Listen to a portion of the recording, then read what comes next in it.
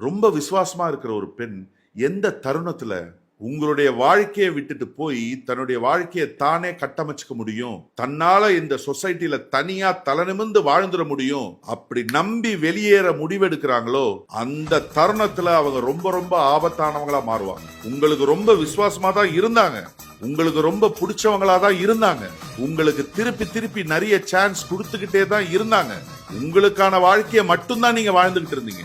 அவங்களுக்கும் ஒரு வாழ்க்கை இருக்கு இல்லையா, அவங்களுக்கும் ஒரு தேவைகள் இருக்கு இல்லையா, அவங்களுக்கும் உணர்வு இருக்குன்றத நீங்க புரிஞ்சுக்கவே மாட்டீங்க. அதனால இனிமேல் தன்னால தனியா வாழ முடியும் அப்படிங்கிற முடிவை அவங்க எடுத்துட்டாங்க. இனிமேல் அவங்க மிக மிக ஆபத்தானவங்களா இருப்பாங்க. முடிவை எடுத்துட்டாங்கன்னா முடிஞ்சு போச்சு, அவ்வளவுதான், கண்ணகி ஆயிடுவாங்க. இனிமேல் நீங்க என்ன பண்ணாலும் திரும்ப அவங்க உங்ககிட்ட வரப்போறது கிடையவே கிடையாது. அவங்க மிக மிக உயரமா போய் வாழ்ந்து காட்டுவாங்க. அந்த வாழ்க்கை தான் உங்களுக்கான பாடமா இருக்க போகுது.